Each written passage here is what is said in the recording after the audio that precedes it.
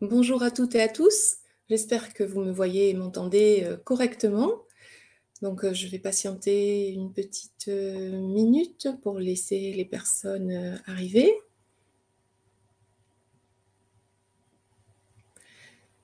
Donc, le webinaire, de toute façon, est enregistré et pour celles et ceux qui, au dernier moment, avaient un empêchement, de toute façon, pourra être revisionné.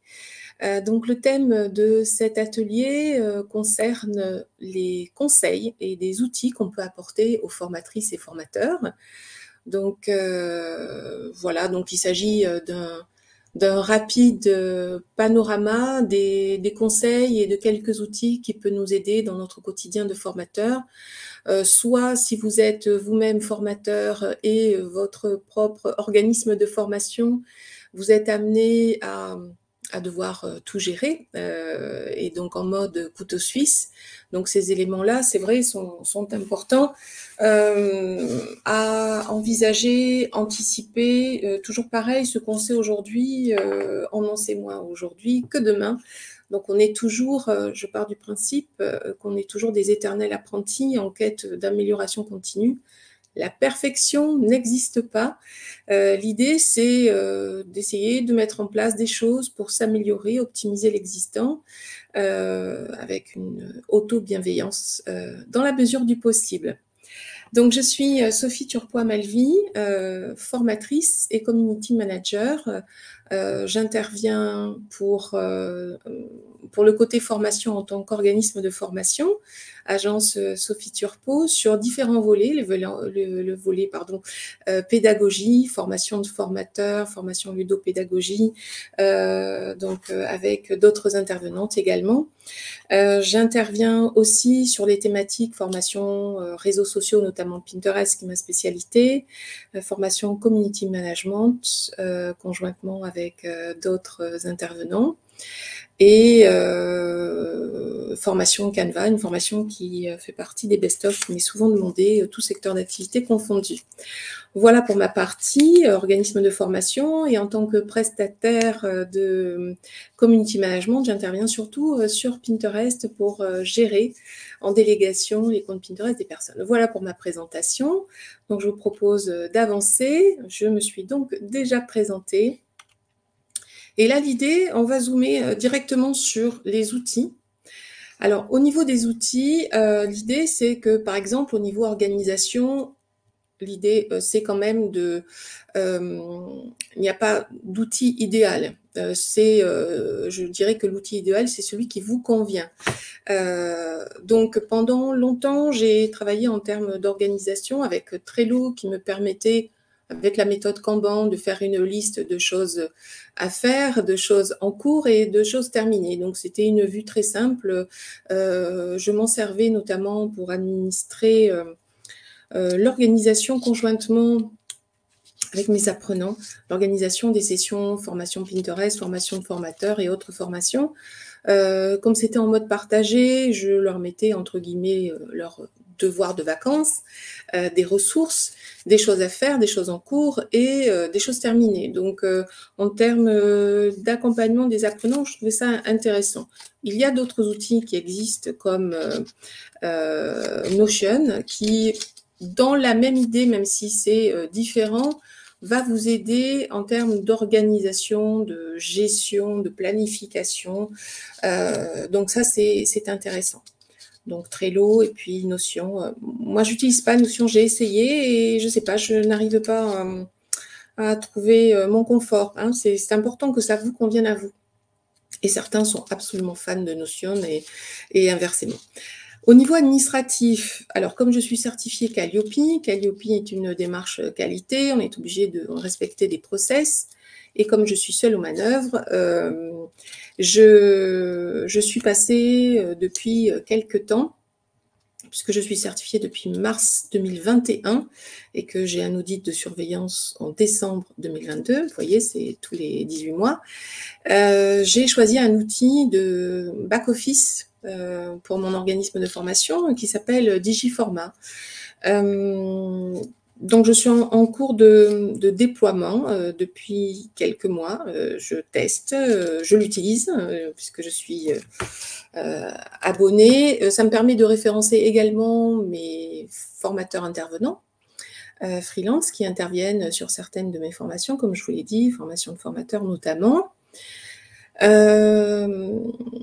me permet d'administrer, par exemple, les feuilles d'émargement, l'envoi des conventions, l'envoi des convocations, l'envoi des documents pour les formateurs, notamment leur contrat de mission.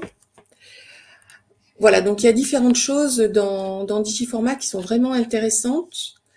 Et également, lorsque vous créez une session, parce que ça s'appelle comme ça, vous pouvez préciser si c'est en mode, comment dire, si c'est en mode classe virtuelle, si c'est en mode mix, si c'est en mode total e-learning, ou si c'est en mode présentiel et classe virtuelle, enfin en tout cas des formats mixtes.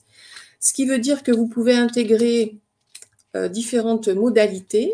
Donc ça, c'est intéressant, et l'organiser à l'avance. Et une fois que vous avez créé la configuration de votre session, c'est là où vous allez pouvoir générer votre convention qui sera générée en fonction des éléments que vous aurez notés. Vous pouvez donc noter sur un espèce de calendrier les dates, préciser donc si c'est une session avec des modules en classe virtuelle, en présentiel, s'il y a des modules e-learning, etc. Donc, comme je suis dans la tendance à digitaliser une partie de mes formations, alors quand je dis une partie, c'est que certaines de mes formations, je les propose, comment dire, en format jusqu'à présent total classe virtuelle, et je me dirige de plus en plus à envoyer des ressources avant. Donc j'utilise ce qu'on appelle, j'avais fait un article à ce sujet, ce qu'on appelle la classe inversée et non pas renversée, donc je ferai un webinaire à ce sujet.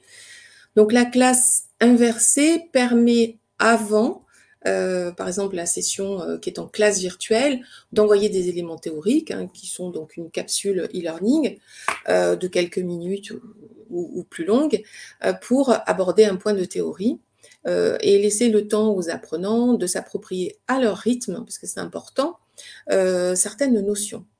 Donc ça, je me dirige un petit peu plus vers ça, non pas totalement, parce que c'est juste mon point de vue, j'estime que l'échange en direct est super important. Donc ça, c'est intéressant parce que vous pouvez du coup tout préparer sur Digiformat, prévoir par exemple les fiches d'évaluation prédictive, c'est-à-dire en amont, d'envoyer un questionnaire pour identifier le niveau des apprenants afin de peut-être mieux les diriger et mieux organiser votre session de formation. Si vous vous rendez compte notamment que le groupe est très hétérogène, vous pourrez l'adapter. Voilà, donc il y a beaucoup de choses. Je pense que je ferai un webinaire sur ma manière de gérer Digiformat, voilà, parce que j'y vais à tâtons. Parfois, je comprends certaines fonctionnalités, d'autres un petit peu moins. J'avoue que je me suis fait assister par une indépendante à ce niveau-là, qui m'a aidé à tout paramétrer. Et heureusement, parce que chacun sa spécialité, c'est pas trop mon truc. Et voilà, j'aime bien être accompagnée au début et puis après gérer ça en autonomie. Donc ça, c'est pour le volet organisation. Donc on va dire le back-office administratif par rapport à, on va dire, votre organisme de formation. Autre point hyper important avec Digiformat, c'est que vous allez pouvoir pré-remplir votre bilan pédagogique et financier, puisqu'il y a des éléments qui vont se rajouter automatiquement et que vous n'aurez plus qu'à recopier. Voilà, vous n'aurez pas à réfléchir, et ça, c'est super pratique. Ensuite, au niveau administratif, effectivement, donc ça, je l'ai vu, c'est tout ce qui est la partie Digiformat. Il y a d'autres applications, en tout cas solutions en mode SAS qui existent, mis à part Digiformat. Je ne les ai pas testées. Si je ne suis pas satisfaite de Digiformat, mais je testerai autre chose. Donc ça, c'est pour le volet Administratif. Il est possible sur Digiformat aussi de gérer les devis factures. Sauf que comme je suis en société maintenant, mon comptable a ses propres outils de devis facture, donc je ne peux pas le faire sur Digiformat. Mais si vous n'avez pas comment dire, de logiciel devis facture imposé par votre comptable, vous pouvez le faire directement depuis Digiformat. Donc vous voyez, c'est vraiment un couteau suisse, un outil 10 en 1, vraiment intéressant. Au niveau pédagogie, j'aborderai le volet communication après. Au niveau pédagogie, l'idée, c'est de pouvoir utiliser des outils, cette fois-ci, qui vont vous aider à animer. Donc, conjointement avec l'influence positive de Mary, qui est une de mes formatrices intervenantes sur la formation de formateurs, j'intègre Klaxoon par rapport à, comment dire, des points sur lesquels j'aime bien que les personnes co-créent. Et donc là, on est plus en mode soit méthode, on va dire interrogative. Je fais des allers-retours de questions et je vais m'appuyer en classe virtuelle avec Klaxoon pour les faire avancer sur des points. Ou alors carrément en autonomie, et ils sont du coup, ils passent en méthode dite active, étude de cas, ils vont réfléchir à la résolution d'un problème ou la proposition d'une solution. Par exemple, si je donne un cas particulier, si je leur demande d'imaginer quelles différentes modalités on peut proposer pour une formation X d'une durée Y avec tel public, etc. Ça peut être intéressant de les laisser se poser entre eux. Donc, ils co-créent ensemble et moi, je suis juste l'élément facilitateur. Donc, en termes de pédagogie, l'idée, c'est d'intégrer des outils comme ça qui vont faciliter la création et qui vont faciliter les apprentissages. Donc, Klaxoon. Après, il y a d'autres outils que Klaxoon. Même sur Zoom, vous avez des tableaux blancs. J'avoue que bon, je ne suis pas hyper fan sur Zoom des tableaux blancs. Vous pouvez, en termes de pédagogie, sans forcément parler d'outils, c'est utiliser, puisque j'en ai parlé tout à l'heure au niveau organisation, de Trello, qui va aider à poser les choses, justement avec la méthode Kanban, en posant des ressources et en leur demandant aussi de poser des ressources dans une colonne que j'ai nommée ressources au niveau de Trello, et de leur donner une liste de tâches à faire qu'ils peuvent cocher. Donc dans Trello, ça c'est possible. Donc c'est une vue intéressante qu'on peut voir en mode partagé. Donc ça, j'avoue que pour ça, Trello est intéressant au niveau base pédagogique, support pédagogique. Donc effectivement, il y a les outils pédagogiques pour faciliter les apprentissages, donc notamment Klaxoon. Et puis Trello, moi je l'utilise comme cheminement pédagogique. Comment on va avancer ensemble par rapport aux différents éléments qu'on a vus. Parce que sur Klaxoon, je trouve que c'est pas forcément, alors c'est juste mon point de vue, c'est pas forcément l'idéal pour le faire. Voilà, donc je préfère être sur Trello pour le faire. Donc ça, c'est pour le volet pédagogique. Pour ce qui est du volet communication, parce que si vous êtes votre propre organisme de formation et que vous avez maintes casquettes, organisation administrative, pédagogique, etc., je dis souvent, si vous avez une expertise, c'est bien, mais encore faut-il le faire savoir. Ça, c'est un point qui paraît évident, hein, une fois qu'on le dit. Sauf que dans la réalité des cas, j'ai pu former des personnes, donc là en formation de formateur, qui avaient des talents et des compétences incroyables, sauf qu'ils étaient beaucoup dans la discrétion, beaucoup dans la retenue et beaucoup dans pour vivre heureux, vivons cachés. Donc la communication pour le formateur, c'est quand même la base, parce que le but, c'est quand même de vous faire connaître et de pouvoir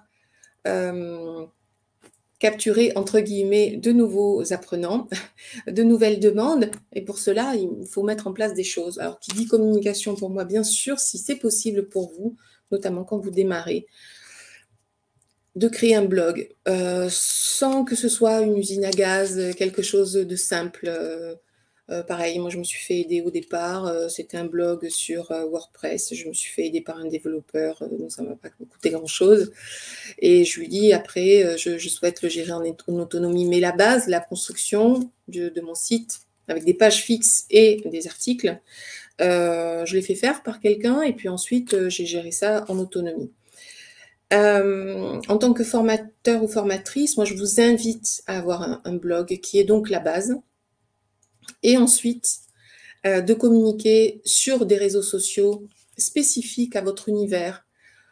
Et la base, quand même, ça reste LinkedIn pour l'aspect pro. Et ensuite, en fonction de votre spécialité, certains seront plus à l'aise à être sur Twitter, sur Instagram, sur Facebook. Alors moi, Facebook, la page Facebook, honnêtement, ça ne me génère vraiment... C'est pas presque plus de trafic, mais pas beaucoup. À la limite, ce qui va générer plus de trafic, c'est ce que je peux partager dans les groupes dédiés dans lesquels je suis présente. Et ça, oui, les groupes dans Facebook, je trouve ça très intéressant parce qu'il y a un échange entre pairs.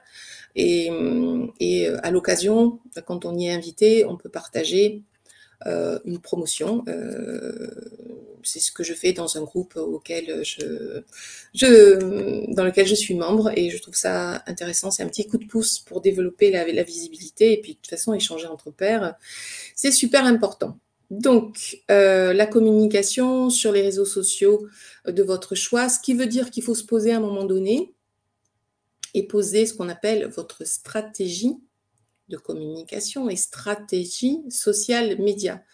Alors, qu'est-ce que la stratégie social média? Donc, je propose à ce sujet un accompagnement durant l'été, un petit coaching d'1 heure pour aider à poser votre stratégie quand vous avez... que vous vous questionnez justement sur la pertinence, est-ce qu'il faut revoir la copie, est-ce qu'il faut maintenir, est-ce qu'il faut évoluer, etc.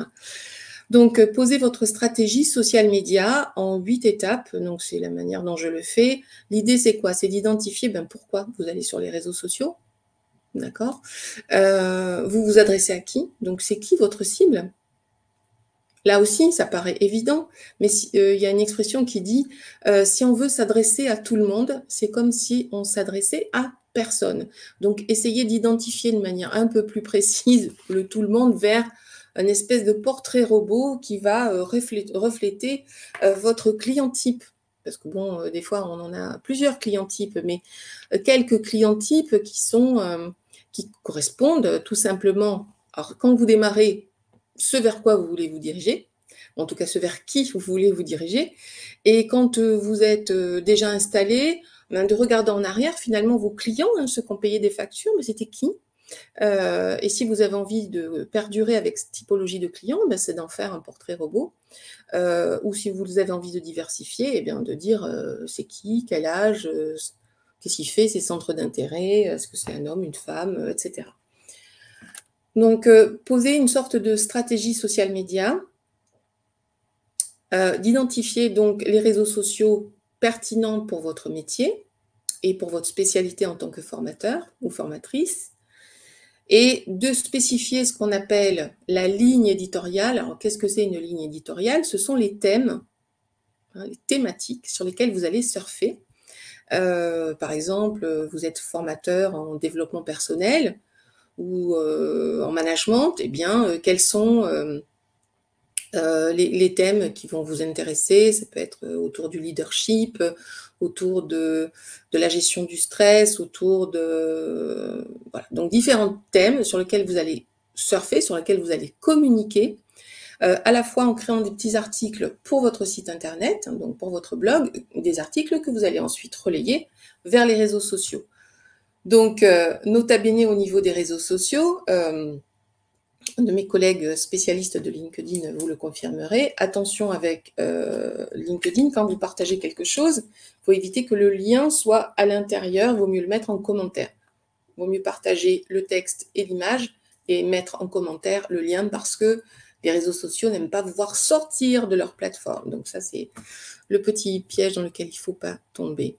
Donc, communication, c'est poser votre stratégie de communication, poser votre stratégie social média, pourquoi vous y allez, qu'est-ce que vous voulez partager et à quelle fréquence vous allez décider de publier sur les réseaux sociaux et d'écrire sur votre blog. Sur votre blog, si vous décidez d'écrire un article par mois, honnêtement, j'y suis pas, hein. Mais c'est très bien, certains écrivent tous les jours, certains écrivent toutes les semaines, d'autres tous les 3 mois. Mais en tout cas, d'essayer de trouver un rythme et de vous y tenir. Et puis, à quelle fréquence vous allez partager sur LinkedIn? Est-ce que c'est 1 fois par semaine? Est-ce que c'est 1 fois par jour? Est-ce que c'est 3 fois par semaine? Etc. Et puis, en termes de fréquence, c'est une chose. Et puis, en termes de type de contenu, est-ce qu'on est sur de l'infographie? Est-ce qu'on est sur, par exemple, LinkedIn, on va voir le format carrousel avec des, comment dire, des informations qui s'enchaînent pertinentes, et ça, c'est des formats qui sont appréciés. Ou alors, est-ce que c'est du format vidéo? Et si on ne parle pas que de LinkedIn, il y a également Pinterest qui est mon chouchou. Donc, en tant qu'organisme de formation, moi, j'utilise beaucoup Pinterest, à la fois comme, on va dire, média et support de communication. Parce que Pinterest, certes, dans l'inconscient collectif, c'est un réseau social, mais c'est d'abord une plateforme de recherche et d'inspiration. Donc, c'est utilisé un petit peu comme Google. On y va pour chercher l'inspiration, trouver des idées. Et donc, moi, j'utilise Pinterest pour classer ma veille sur des thèmes liés, alors je parle pour la formation, hein, et les réseaux sociaux notamment, que je range dans des tableaux. Ce sont des tableaux à thématiques dans lesquels je vais ranger des articles A, B, C, D sur le thème de la pédagogie. Si on parle du tableau réseaux sociaux, sur le thème de les dernières news de LinkedIn, les astuces d'Instagram, les astuces de Pinterest, etc. Donc, en tant que formateur, c'est vraiment intéressant d'utiliser Pinterest comme base de connaissances. Si vous connaissez ce concept, une base de connaissances, une base de ressources, ça va vous aider à la fois pour préparer quelque chose et à la fois pour regarder les tendances. Qu'est-ce qui se partage? Parce qu'on a la main là-dessus sur Pinterest, donc c'est vraiment intéressant. Voilà par rapport aux outils du formateur. Donc, si j'en viens de manière plus spécifique aux conseils pour les formateurs, nous sommes à 22 minutes et du coup, je vais faire assez rapidement. En amont, quand on est formateur, vous recevez par exemple un appel d'un prospect. C'est très, très, très important, et d'ailleurs, c'est demandé dans Calliope, hein, de bien analyser la demande du client, bien valider le cahier des charges de la demande de votre client. Donc, il y a un document que vous pouvez justement créer qui est à disposition dans Digiformat pour le faire. L'idée, c'est c'est d'être au maximum en phase avec votre offre de formation, avec l'expression du besoin du client et d'essayer de coller votre offre de formation. Voilà, de traduire en fonction du contexte et des besoins du client, le cahier des charges de la demande, et d'y coller votre offre de formation. Donc, pareil, c'est implicite, on est d'accord, sauf qu'il faut tracer tout ça quand vous êtes certifié Calliope, et même si vous ne l'êtes pas, que vous intervenez en deuxième ligne, ou que vous êtes porté par une société de portage, donc vous n'avez pas à supporter, entre guillemets, comment dire, les aspects de Calliope. En revanche, l'organisme qui vous porte ou l'organisme qui sous-traite auprès de vous une animation de formation, elle doit faire attention à Calliope. Donc, c'est quelque chose qu'elle va vous demander. Donc, ça, c'est le premier point. Le deuxième point, c'est de prendre le temps d'une évaluation en amont. Donc, ça s'appelle évaluation prédictive, évaluation d'audit, on peut dire, pour évaluer le niveau des apprenants avant la formation. Donc, notamment quand vous avez plusieurs apprenants sur une session inter-entreprise, ou même une session intra-entreprise, vous avez 10 participants. Le commanditaire va vous dire, oui, enfin, ils sont débutants, enfin, ils ont quelques bases, mais voilà, bon, on est sur du déclaratif, même si la personne est bien intentionnée. Il faut quand même le vérifier, parce que ça peut être inconfortable pour vous le jour J, et pour les apprenants, parce qu'on va avoir un niveau hétérogène. C'est pas grave en soi d'avoir un niveau hétérogène, mais il faut l'anticiper. C'est-à-dire prévoir des exercices pour ceux qui sont vraiment débutants. Par exemple, je vais parler de ma formation sur Canva. Donc certains ont déjà un petit peu, passez-moi l'expression, bidouillé sur Canva et déjà créé des choses, et puis d'autres sont complètement novices. Donc il faut quand même s'adapter. Si c'est une formation qui concerne 10 personnes avec des niveaux différents, qu'est-ce que je vais prévoir pour ces apprenants? Est-ce que peut-être ça vaut le coup d'envoyer une capsule e-learning avant pour les apprenants qui sont ultra débutants? Donc ça, c'est à voir, de l'anticiper. C'est pas une perte de temps. De toute façon, pareil, c'est demandé par Calliope. Ça vous permet, vous, d'être en confort et pour les apprenants aussi. Parce qu'un apprenant qui doit ralentir le rythme parce que vous, en tant que formateur, vous vous intéressez davantage à ceux, mais c'est normal aussi, à ceux qui sont en difficulté, vous risquez de perdre un apprenant qui a un bon niveau et qui va s'ennuyer.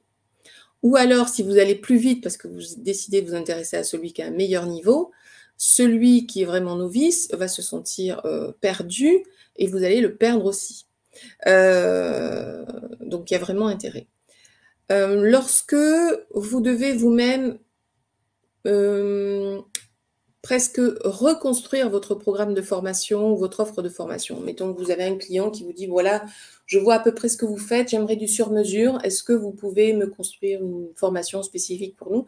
Ce qui veut dire que vous avez le devoir de rechoisir des objectifs pédagogiques qui devront être bien définis, réalistes et mesurables. Et vous allez vous appuyer sur la taxonomie de Bloom, hein, si vous la connaissez, qui vous permet de choisir des objectifs pédagogiques, comment dire, avec un système de progression du plus accessible au plus compliqué. En tout cas, essayez de bien choisir des objectifs pédagogiques qui viennent strictement de la taxonomie de Bloom. Il en existe d'autres, hein, des taxonomies des objectifs. Là, je parle de la taxonomie de Bloom, c'est la plus utilisée, pour éviter des erreurs. Hein. C'est vraiment important de choisir des objectifs pédagogiques corrects. Là aussi, c'est demandé par Calliope.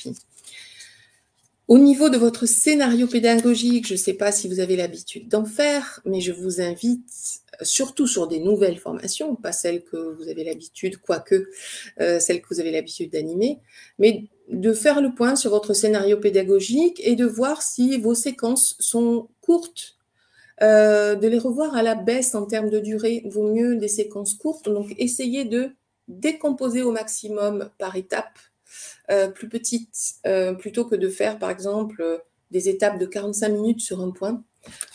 Essayez de le décomposer pour que ce soit plus facile pour les apprenants et même pour vous, parce que de 45 minutes, c'est trop long. Vaut mieux le décomposer. Des méthodes et des techniques pédagogiques variées. Alors, dans le scénario pédagogique, ce sont des éléments qu'on fait apparaître, le choix des méthodes et des techniques pédagogiques et même des outils. Le but, c'est que ça va vous permettre d'animer votre groupe en formation d'une manière plus performante si vous variez vos méthodes pédagogiques. Alors, parfois, le contexte va nous obliger à ne pas choisir, par exemple, un contexte de durée. On vous dit, vous avez une formation de 3 heures pour faire le point sur un thème X ou Y, et vous savez que normalement, cette formation, si vous vous laissez un petit peu aller, elle risque de durer plus longtemps. Donc, vous n'avez pas la possibilité de déborder au niveau du temps. Voilà, on vous dit, cette formation dure de 9h à midi, et vous ne pouvez pas déborder, mis à part 5-10 minutes. Donc, il va falloir choisir des méthodes pédagogiques qui ne soient pas trop chronophages et en même temps, comme dirait l'autre, des méthodes pédagogiques qui vous permettent quand même d'animer. Hein, vous savez, la définition du mot, étymologiquement, animer, ça veut dire mettre le feu. Donc, mettre le feu dans l'esprit des apprenants, les maintenir comme le foyer, en fait, le foyer de la cheminée. Hein, mettre le feu, c'est maintenir la braise de leur apprentissage allumé. Donc ça, c'est une chose. Essayez de varier en fonction des différentes méthodes pédagogiques qui existent. Donc tout ça, c'est vu en formation de formateur, bien sûr. Un temps pour les évaluations. Il n'y a pas que l'évaluation de fin. Donc, on a vu, il y a une évaluation en amont qui s'appelle l'évaluation prédictive. Il y a des évaluations pendant qui sont informelles à l'occasion d'exercices, qu'on appelle les évaluations formatives dans le jargon pédagogique, qui se passent tout le long de la formation par des exercices, des mises en situation, des études de cas. Ça permet aux formateurs de regarder et de voir si tout le monde est raccord là-dessus. Et après, on a en effet, en fin de formation, si on a envie de faire un point général et vérifier que les objectifs pédagogiques sont atteints, c'est de mettre en place une évaluation sommative. Alors, ça peut être un quiz, ça peut être une étude de cas générale. Donc, par exemple, en formation de formateur, moi, j'aime bien proposer une mini-animation de séance ou l'élaboration d'un scénario pédagogique synthétique. Voilà, donc c'est ce qui va me permettre de voir d'une manière large si plusieurs éléments ont été intégrés. Et un point final, c'est le 7e point.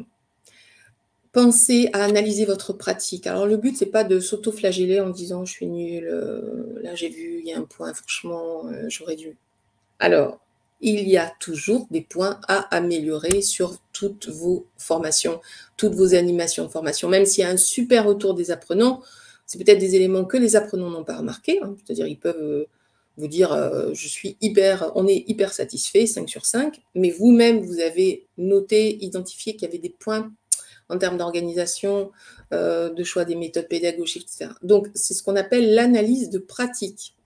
Donc, il faut un espèce de regard un peu distancié, émotionnellement parlant, d'essayer d'être au maximum neutre, bienveillant. Donc, c'est pas évident, parce que certains ou certaines ont tendance à, comme je vous l'ai dit, s'auto-flageller, à tout voir en négatif, et d'autres, au contraire, à tout voir en positif et avoir du mal à identifier les points d'amélioration.